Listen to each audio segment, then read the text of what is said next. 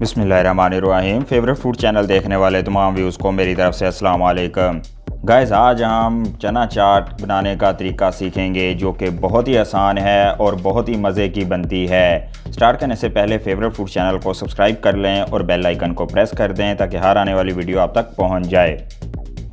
एक बोल में हम उबले हुए आलू लेंगे, बारीक काट लेने आपने।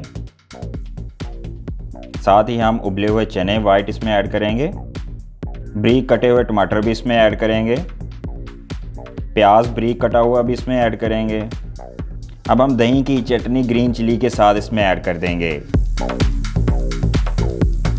हस्बे ज़रूरत हम इसमें चाट मसाला भी ऐड करेंगे और साथ ही थोड़ा सा नमक भी अपने टेस्ट के मुताबिक ऐड कर लेंगे। अब इस सारी चीज़ों को हम मिक्स कर लेंगे अच्छे से।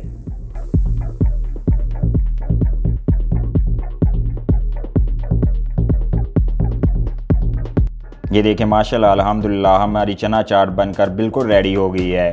बहुत ही मज़े की और बहुत ही शानदार, माशाल्लाह अल्हम्दुलिल्लाह।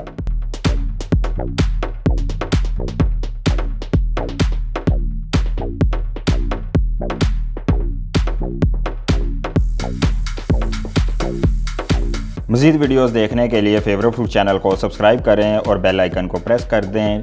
टेक केयर, अल्लाह हाफिज़।